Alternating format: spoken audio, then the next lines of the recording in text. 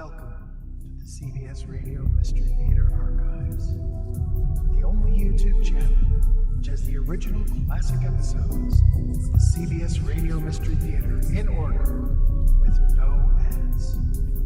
Thank you for listening, and now, enjoy the show.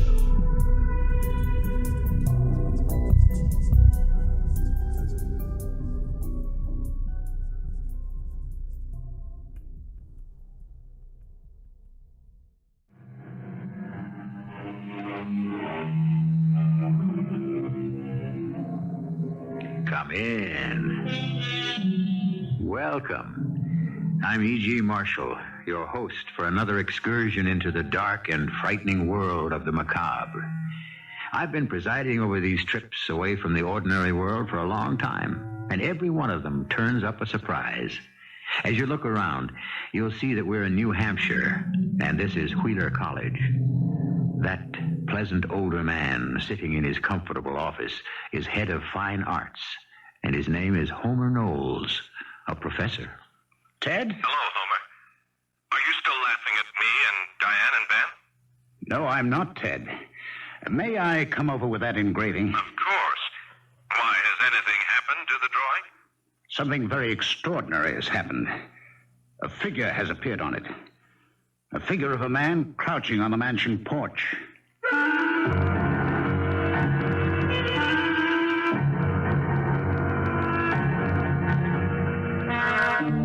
Our mystery drama, The Figure in the Moonlight, was written especially for the Mystery Theater by Roy Winsor and stars Patricia Elliot and Paul Hecht. I'll be back shortly with Act One. We live in two worlds, the real and the fantasy. Sometimes they overlap. When we sleep, our subconscious becomes active, and when we awake, we may discover that it has provided us with a solution to a problem, or with an inspiration. Maybe the expression, "let me sleep on it," acknowledges the power of our shadow mind. The subconscious is, of course, a fact. The extent of its power is unknown. For example, is it possible that subconscious thought exists and has force even after death? Let us consider that as we eavesdrop on Professor Homer Knowles late one snowy afternoon. Come in, Ted, come in. Huh. Am I late? Oh, no. It's nothing important. Good. Ben and I became so absorbed in what he calls the importance of continuity. Ben... Ben Ware, of course. Yes, one of the best graduate students we've ever had, Homer. Oh, yes, exceptional. Oh, what's this mundane subject you wanted to discuss? A bequest to the college. Ah, I like that. Who's bestowed what on us? Mrs. Albert Pope? Pope? Don't think I know her. Oh, it's unlikely that you would. She died a few weeks ago and has left whatever art she owned to the college. Don't get your hopes up. She was a poor, simple woman. A thoughtful gesture all the same, Homer. Unusual. You knew her, of course. Yes, slightly. The college has paid her a pension for years. Her husband was superintendent of our fine arts building for a long time. And you arranged it so her husband's pension would go to her. That's like you. Oh, it's the only decent thing to do. Of course. Sure it was. Your irony is transparent. So is your sentimentality. Now, all of us know it, Homer. And we respect you for it. And the bequest? Would you pick it up for us, Ted? Oh, yeah, of course. Thank you. Look it over and evaluate it. There won't be many pieces. Photographs, prints, a watercolor or two. Nothing of value, probably. Except to her. I appreciate this, Ted. I'm glad to do it. If her things have no value, perhaps we should give them to the thrift shop at the hospital. Yeah, that's a good idea. Who knows? She may have owned a masterpiece without knowing it. Well, I doubt that. But you never know. The Popes lived up here for years. She just might have collected an early local artist. Well, look the stuff over and give me a report. I'm on my way.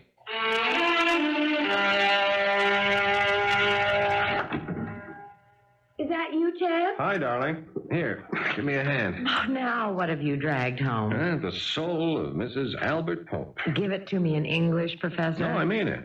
Here, take this old photo album. All right. Yeah, this big portfolio is heavy. Where did you get all this junk? Homer had me pick it up from Mrs. Pope, the late Mrs. Pope. She gave all this stuff to the college. I gave it a quick glance. Find anything? You know my dream. It won't come true this time, Diane. No, there's no treasure here. But there is one thing that's interesting. Here, let me hang up my coat and I'll show you. But Ben's expected any minute. It's almost 7. Oh, it is? Oh, I didn't realize it was so late. Oh, this will only take a second, Diane. Now, come on. I want you to see this and take a look.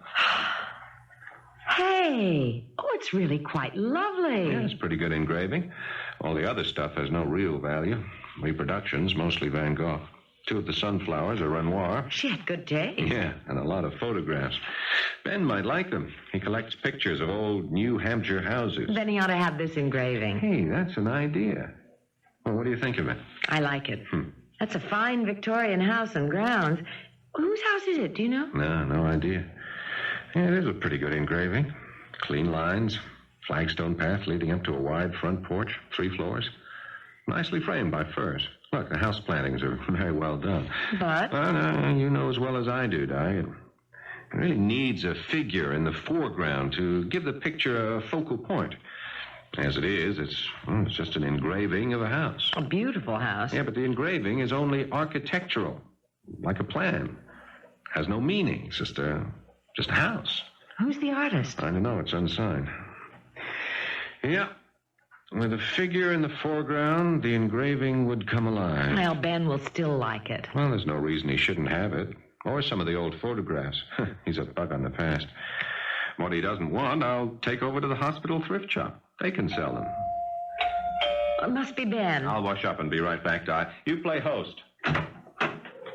Hi. Hey, come in. Wow, you look pretty, Diane. Ah, flattery earned you a cocktail. And thank you. Where did you get your manners? Most art students are reclusive. Well, I'm absorbed by art, but I can also see beauty around me. Oh, you're too much. Ted will be right out. He came home just a few minutes ago. Hey, look. What's all that? The aesthetic side of the late Mrs. Pope. Look it over and take what you want. I have to check on dinner. Oh, here's Ted. Hello, Ben. What can I fix for you? The usual? Yeah, please. Well, why don't you sit down in front of the fire? Who is Mrs. Pope? I'll tell you all about her in a minute. Not that I know much more than you do. Here you are. White and as cold as a ski lift. Half an hour and we eat. Here you are, darling. Thank you. A toast. Right on. Here's to us. Who's like us? Damn few. I'd love it. Where did you pick that up, Ben? When I was in college in Chicago years ago. Oh, yeah, I keep forgetting that you're from the Midwest. Why did you abandon Chicago with its arts institute, the universities with their, excellent fine arts departments, and come to this little cottage? I love New Hampshire. And then there's Professor Knowles and Ted. They know everything. Hardly, Ben. Oh, more than I'll ever know. You really like the climate? Yeah, I really do. Real winter. Unspoiled forests, clean air, remoteness, the snow.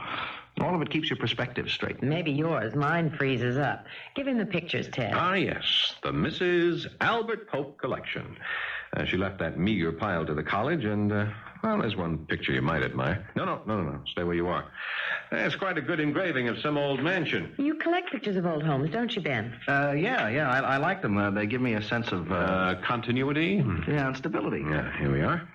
Oh, wow, it's beautiful. That's a beautiful house. Yep, that's a pretty good engraving. All it lacks is a figure in the foreground to give it a focal point. Oh, there is a figure in the foreground. No, wrong. Oh, there is, really. Take a look. Oh, but both Diane and I Let me see. There. You see? Next to the path. The figure of a man on his hands and knees crawling towards the house. I swear. I'd swear, too. When you showed me the engraving, Ted, there was no figure. Well, maybe you just glanced at it. No. We looked at it under the light. There was nothing in the foreground. Well, there is now. A man furtively crawling across the lawn toward the porch.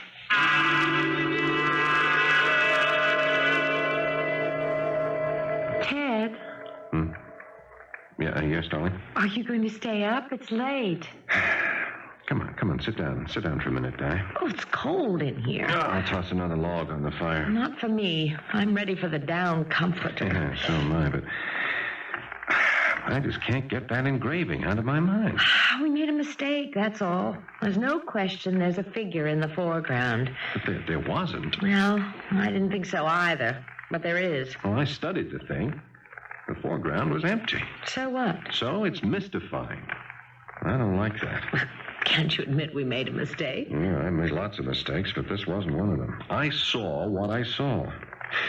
Now, let's take another look at it. Ben looked at us as if we were a little mental. Yeah, well, I don't blame him. Now, come over by me, Di. An eye check, right? Right. It's gone. Come on. The figure of the man crawling toward the house. It's gone. Now, you tell me. It wasn't there when we first looked at the engraving, and then it was there when you showed it to Ben Ware, and now nothing. Well, you agree I haven't gone mental. Well, if you have, so have I. How in the world do you explain it, Ted? Oh, I can't.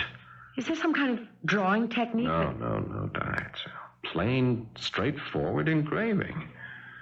Homer might know. Well, call him up and let's take the picture over to him. Oh, it's pretty late. Only 10:30. You want to sit here and brood over the thing until you freeze to death? Oh, I feel ridiculous. I'll call him. He's only half a block away and he stays up late. I don't know. This simply makes no sense.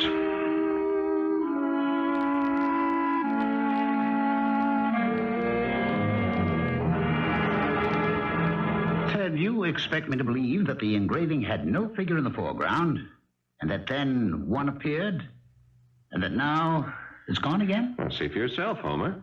Well, that won't do much good. I never saw the figure. Oh, this is just foolish, Ted. Well, here, take a look at the thing. Well, it's quite good. Not valuable, but well etched. The prize among the collection of Mrs. Pope. Yeah, well, the rest is nothing. It's prints and a lot of photographs. The house looks familiar to me. Well, that's the clue.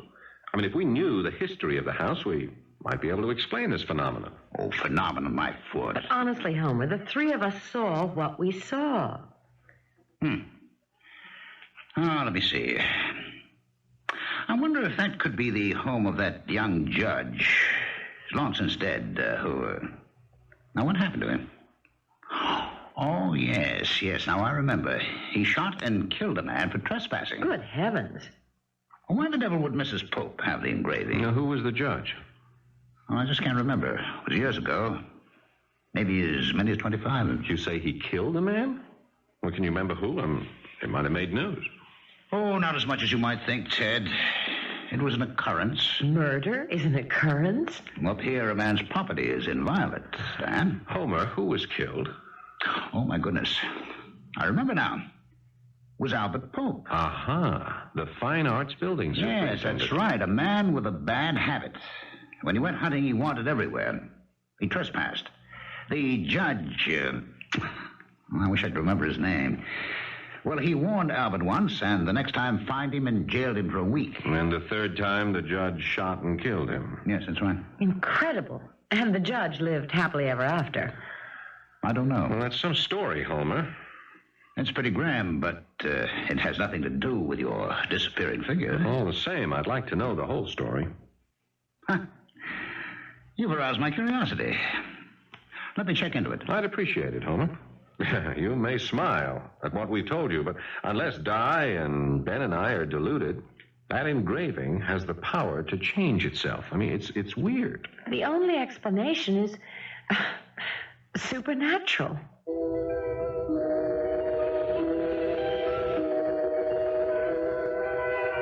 As eminent a philosopher as Santayana wrote, there is nothing impossible in the existence of the supernatural.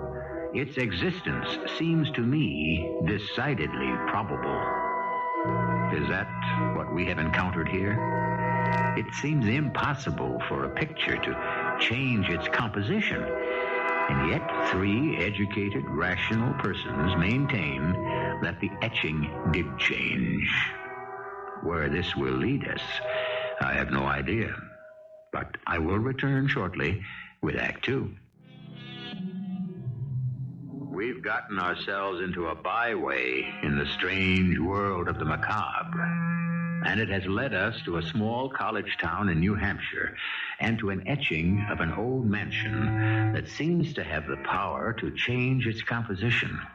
There's no rational explanation for it. Is there an irrational one? The subject puzzles and disturbs Ted Morris, an assistant professor of fine arts. Perhaps the history of the house will reveal a secret, a clue. But even as he thinks it, he smiles in disbelief. Oh, boy, I just... Since when have you begun talking to yourself, Ted? Oh, yes. Good morning, Ben. My mother says persons who talk to themselves are crazy. Well, she's absolutely correct. I have gone over the edge. I see. That's why you sit there behind your desk grading papers and mumbling to yourself? Is that what I'm doing? Yeah, that's what you were doing. What is it? Ben, there is no figure of a man crawling across the lawn up to the house. But we saw it. No, it wasn't there when I first looked at the engraving. Then you picked it up, and there it was. And last night, I looked again. The figure was gone. That's crazy. Oh, we are. I showed it to Homer Knowles. He smiled, but, he's going to indulge me. He's going to track down the history of the mansion. Oh, good. Yeah, I'd like to know the story. You any idea where the mansion is located? No. But Homer did recall that it belonged to some judge, a despotic kind of guy. Oh. Now, it seems this Albert Pope was an inveterate trespasser. Finally, the judge blasted him. End of Albert. End of our building superintendent. No charge brought against the judge. Wow. Jungle justice. Yeah. That's some story. Well, there may be more to it. Homer's trying to find out. When he does, you're welcome to it, and to the etching. I know you like photographs and paintings of old houses. Well, there's more to it than that, Ted. I don't know, for some odd reason, I'm sort of drawn to it.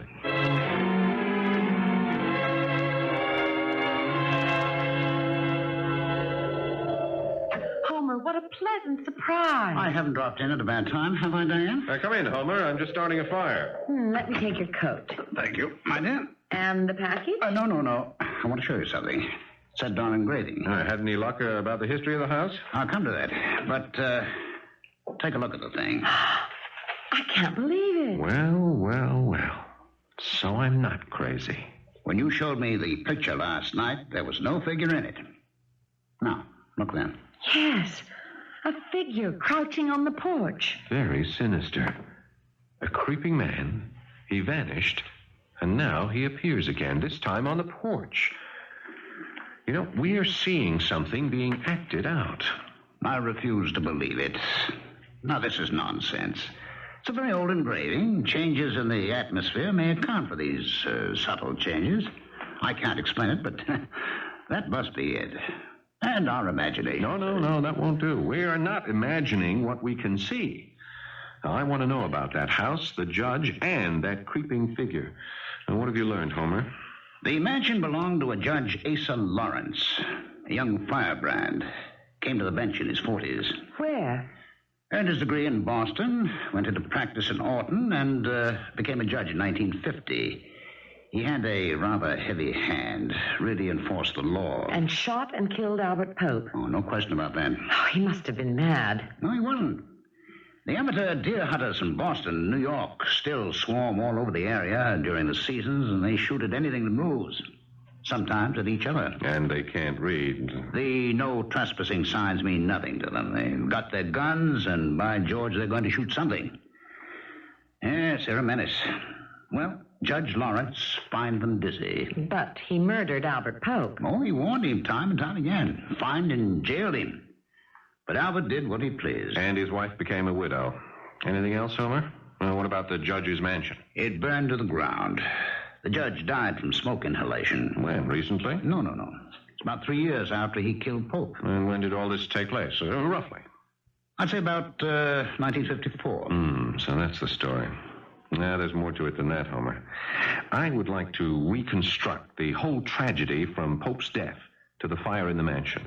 Well, for goodness sake, why? Because there is something significant we don't know. I think so, too. Something's been unfolding before our eyes. You know what I think? Go on, Doc. I think we've been watching the man who set fire to the judge's house. Oh, why did I? No, it's an idea.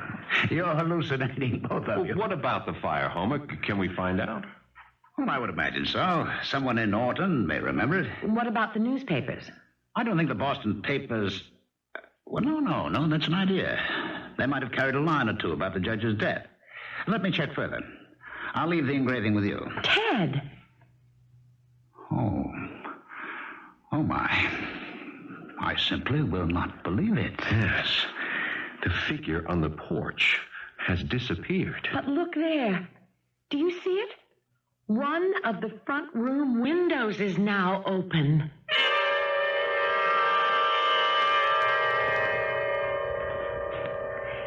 Ted, dear, may I suggest we pack our bags and make our getaway from this forsaken spot? Oh, it's got you, has it? It's driving me up the wall. That engraving is, well, it's evil. Oh, forget about it, darling. How can I? How can you? We have to explain what's happened to it, Ted, or the whole thing will nag at us until we see ghosts in every corner. Do you believe in the supernatural? No, of course not. I don't think I do. Who can explain everything? It's beyond me. It means something. Something bad. I don't think you ought to give it to Ben. It might do him some Oh, harm. nonsense. He's drawn to it. He said that? Yeah. Oh, I'll get it there. Ben's drawn to the engraving. How odd.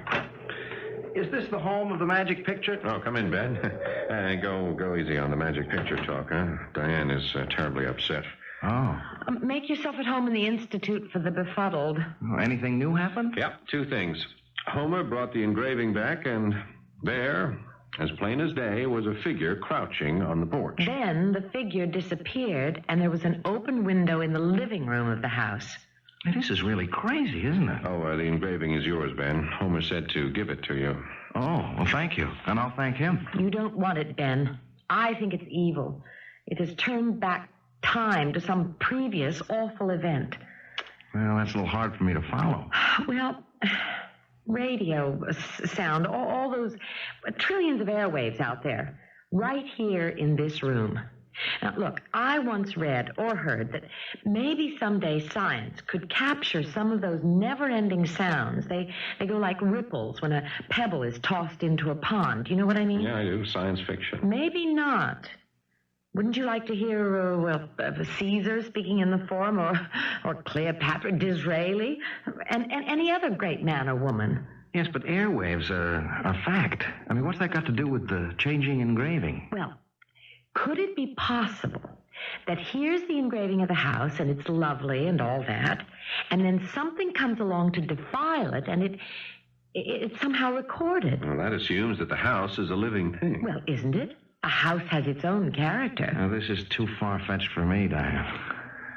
Look, do you believe in the supernatural? I've already asked Ted. Well, yes. I can't define what I mean by it, but insights come to me that I can't explain. Like, coming up here for graduate study, something compelled me to. There was some kind of intervention in me that led me here. That's all I'm saying, Ben. That's it. There must have been some kind of intervention with the house, and it's recreating what it was. It has a mystery to reveal, or a tragedy to show us. I swear it. So it's like a soap opera, huh? Tune in tomorrow to find out what happens next? Yeah, except that they never end, do they? This will end. We watch the picture. You watch it, Ben, if you really want to take it home, until the engraving has retold its story. May I see the engraving? Sure, it's over there on the table. Oh. That entire bequest from Mrs. Pope may have been worthless, but, well, this engraving of hers. Now what? Well, Di must be right. The engraving's changed again. What? The figure has emerged from the house and is halfway down the path. He's got a bundle in his arms. No, look more closely, both of you. That is no bundle. The man is carrying a small child. Yes, who is it? Ben Ware, Professor.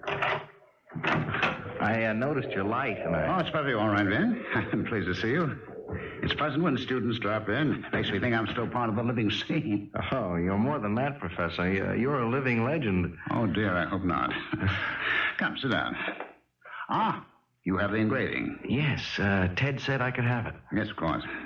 Perplexing, isn't it? There's been another change in the engraving. There's a man leaving the house and carrying a small child in his arms. The devil, you say? Now, what in the world can that mean? Well, we don't know, but Ted said you were going to check the newspapers. Yes, so I am. A former student of ours is assistant editor of Boston newspaper. He'll check his morgue in the morning, but oddly enough, he remembered something about Judge Lawrence. The house in the engraving burned down. Do you know that? Yes, sir. I'm more interested in what happened earlier, at the time that Albert Pope was murdered. Well, I do know a little about that, Ben.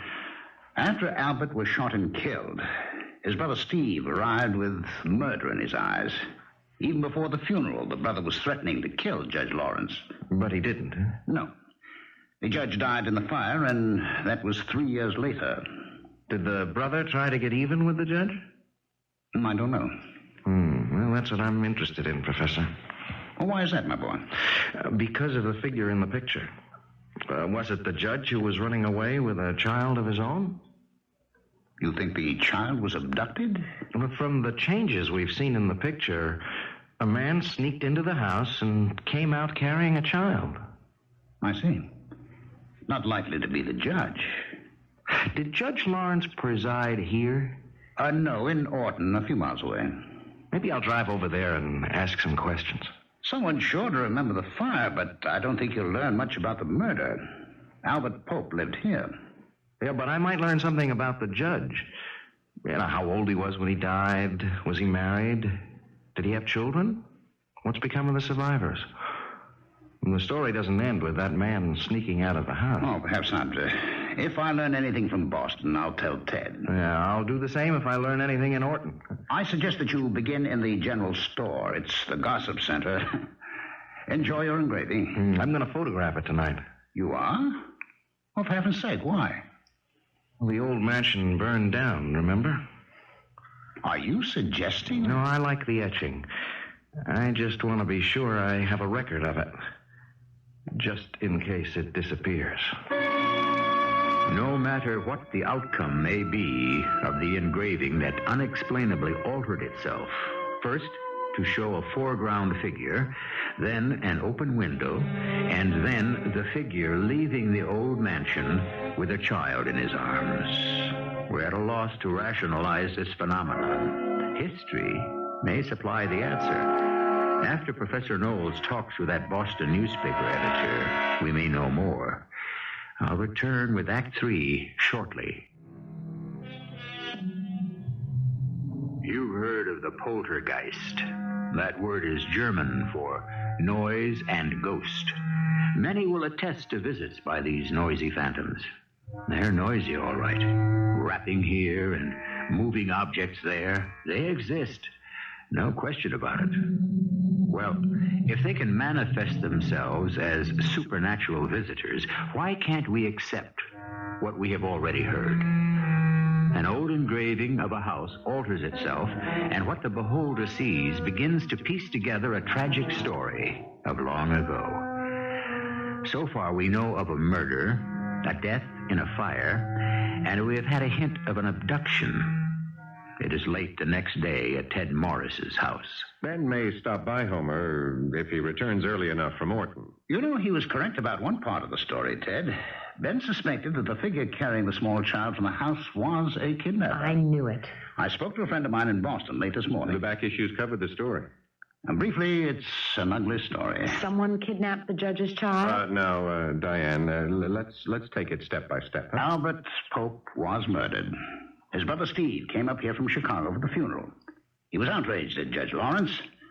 And a week later, the judge's small boy, about 3 years old, was abducted. The brother did it. Well, that's what everyone assumed, but there was no proof. Steve Pope was arrested in Chicago, but he was freed for lack of evidence. But there is more to it than that, Ted. Whoever kidnapped the child committed murder. No. The governess was stabbed to death. Good Lord. I wondered how a man could break into the house and walk away with a small boy without being detected. And the judge's wife? That's another part of this tragic story. She had died in childbirth. Perhaps that explains in part why Judge Lawrence was such a harsh man. He married late, and by the time he was 40, he'd lost his wife, and then his little boy was abducted. What a tragic story. Yes, I'm rather sorry I unearthed it. And they never found a trace of the child. None. The search went on for months. The loss, Judge Lawrence's 2 losses, seemed to break his spirit. How is it possible for... No, I suppose it is possible. I was about to ask how a child can just vanish. Well, in a big city, it's not all that difficult. The child is abandoned at an orphanage or at a home. But they'd report it, Ted. Well, they should, but just read the papers. There's always a story of an abandoned child. Well, there's the whole story. Yeah, and the etching recreated the facts. Yes, the essential ones. The story without an ending. Has this Steve Pope ever been back here? Or did you ever speak to Albert's widow about all this? No, but I have been wondering how Mrs. Pope came to acquire the engraving. My guess is that she simply bought it. Yeah, but why would Mrs. Pope want a picture of the home of a man who killed her husband? She may have wanted it as a reminder of her husband's murder. Yes, as a talisman. Albert was a happy-go-lucky fellow. His wife was somewhat hard. Yeah, with a grim sense of humor. Homer, one more question. Can we find a picture of Judge Lawrence? A photograph? Even one of him in his robes? Oh, I should think so. Would you ask your Boston friend to mail us one? I should think there'd be an official picture of the judge in the Orton courthouse. Of course. Why'd you want it, Di? I'd rather not say. You might laugh. Let me say only that I've got a hunch.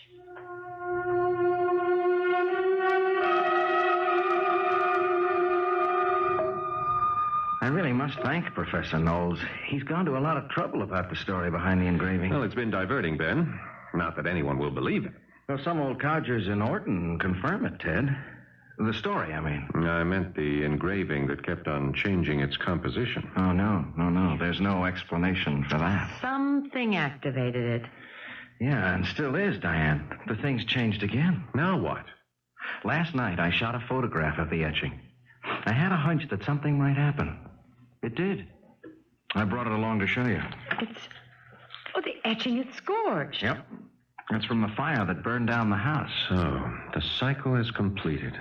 And there's an end to it. And somewhere out there is a small boy, perhaps dead and forgotten, or an alive, grown man. Oh, I'd certainly like to talk to Steve Pope. Well, I wouldn't. I've had enough of the engraving. Now, look, all this took place 25 years ago. Please, let's drop it. You drop it. You and Ben and Homer, you have no imagination. I'm going to do some research on my own. Your research, darling, is based on hunch. And hunch is intuition. What's your hunch, Diane? It's so far-fetched that even if it's correct, I don't think I'll tell. It'll come to you across a crowded room? Hey, that's it. What's what? That line from South Pacific in the song, of course. What are you talking about, Diane? How does one fall in love? I don't remember. Come on, don't be funny. I'm serious. Isn't there some magical attraction that strikes two persons at the same time? You know in a glance that you're meant for each other. That's corny, but you know that you're intertwined in every way. Yeah, but what the devil has falling in love got to do with the engraving? You don't see it, Ben? Nope. Well, I do. I know the answer, and I'm going to prove it.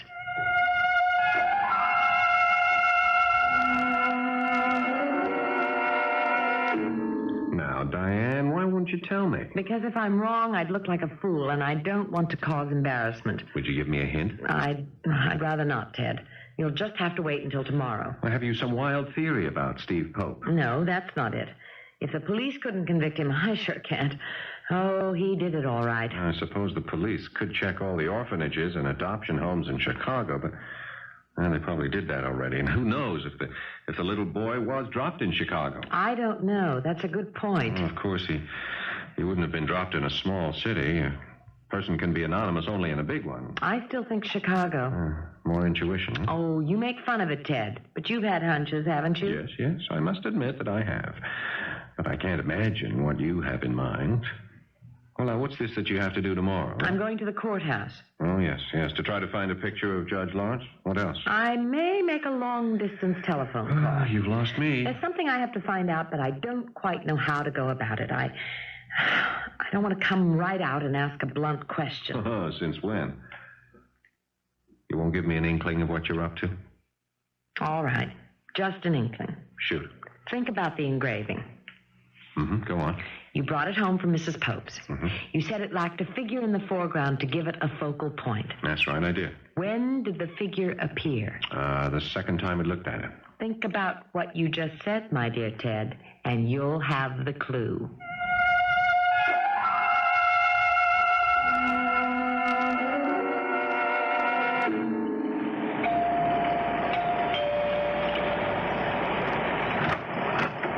Hello, Diane. Ben, come in. Oh, what a grisly day. Oh, I love it. You have to be crazy, but thanks for coming to my rescue. Drop your coat and come in. I have hot coffee. Great. Ted had to take the car. I know. He's giving a lecture in Putney. I'll be glad to drive you to Orton. Oh, that's very kind of you, Ben. Do sit down. This will warm you up. Oh, thank you. Are the roads passable? Yeah, sure. And Orton's not far away. Nice little town. I had a good visit there. Did I tell you I saw the judge's former estate? No. The house is gone, I suppose. It leveled years ago, and the rubble's been hauled away. The land's been developed. Who owns it now? Do you know? Some real estate company, Country Homes. They've sold off a number of 3-acre estates. The judge owned about 50 acres. Must have been something back in the 50s. Beautiful property facing the river. Judge, landowner, artist. Quite a man. And he was only 40 when he died. When you receive your Master of Fine Arts, what then, Ben? Back to Chicago? Oh, no. No, New Hampshire is in my blood. I hope to teach here at the college or at one of the nearby prep schools. And your parents? Wouldn't they like to have you closer by? Well, they've never understood me. Oh, no, not another one of those. Oh, no, of course not. No, they're wonderful. They wanted me to take a good job in something in Chicago. Get married, have children, visit every week. The conventional. And along you come, and you like art with a capital A. Yeah, right. They shook their heads, but they never stood in my way. They're great. You'll meet them at commencement. They know all about you and Ted.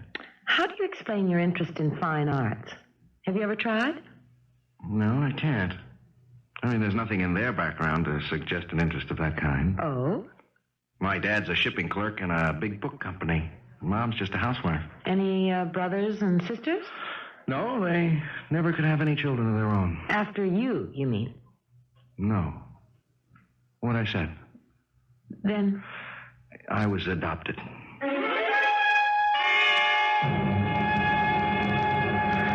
Oh, wow, what a drive. How did the lecture go? Beautifully. Did Ben drive you over to Orton? Yep. You found what you wanted? Yep. Hey, would you knock off the country dialect and tell all? No. Wait a second. You have been devious, haven't you? Yep. Would you please stop that? Now, you insisted that I drive our car because, and don't say yep, or I'll slug you. You wanted to be with Ben.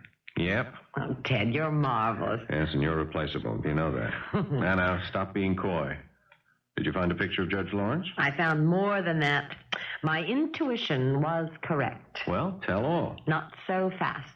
Telephone Homer and insist he come right over this minute. I want both of you to hear what I have to say. And then, and I'm not joking, Ted, we have a vital decision to make.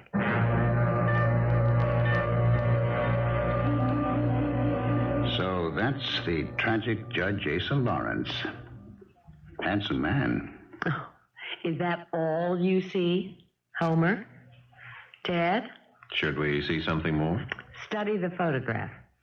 Make allowance for the old-fashioned hairstyle. Now, doesn't he remind you of someone? Oh, my. It's the image of Ben Ware. Why, so it is. What an astonishing coincidence. Oh, coincidence. Why do you think Ben was, well, as he said, drawn to the engraving? Why does he, a young man from Chicago, love New Hampshire? And, Ted, it was when Ben picked up the engraving that it began to change. That's astonishing. And wait until you hear this. Ben was adopted. Judge Asa Lawrence was Ben's father, and Ben was the little boy kidnapped soon after Albert Pope's death, taken to Chicago, abandoned, and adopted by Ben's foster parents, the Wares. Incredible. But true. So, now, gentlemen, what do we do? I don't know. Homer? Conceal your discovery, Diane. Ben's a happy young man, and Ware is a good name. If we tell him what we know, his life would be violently disrupted. The publicity would be unnerving. We'd cause trouble for Ben's foster parents, and gain what? Nothing. But he'd inherit... Oh, after almost 25 years, Ted, I doubt if there's anything to inherit. That's my advice. I agree with it, Homer. Yep, so do I. I hope the judge would understand.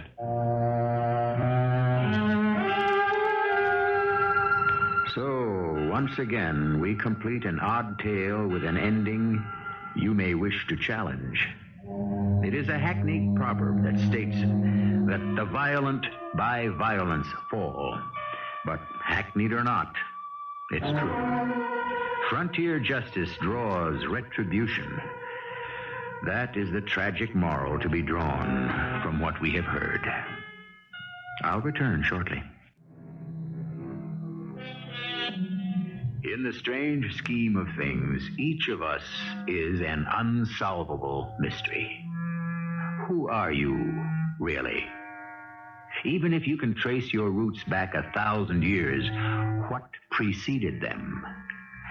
We are the creatures both of heredity and of environment, and what stirs in our subconscious cannot be exactly explained. Judge Lawrence shot and killed a man. His young son was kidnapped. The judge died in a fire. Why? Can anyone really explain that sequence of events? Our cast included Paul Hecht, Patricia Elliot, Tony Roberts, and Ralph Bell. The entire production was under the direction of Hyman Brown. I hope you enjoyed this episode of CBS Radio Mystery Theater. If you've enjoyed this and want to hear more, please subscribe to this channel. You can also visit my other YouTube channel by searching Mr. Brian McCarthy in the YouTube search bar.